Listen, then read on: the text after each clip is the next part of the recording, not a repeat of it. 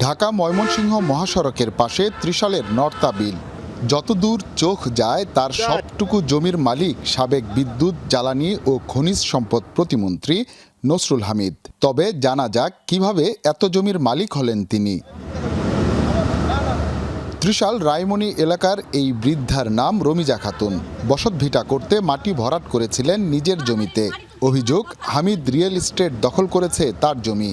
মাটি ফালাই হাসছি, টিং আনছে, ফিলার আনছে, গড় খারা দিছে না। আচ্ছা কলে এটা যাক বিহি কিনি একটা আমার জাল দলিল দিছে।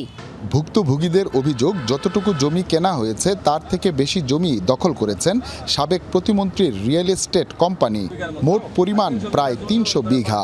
পুলিশ, মামলা হামলা আর স্থানীয় দালালদের দিয়ে ভয় দেখিয়ে জোর করে দখল করেছেন গ্রামের সাধারণ কৃষকের এসব জমা জমি। সব কল জমি আমার আর ফসল করিয়া নিয়ে গেছে জোর করিয়া।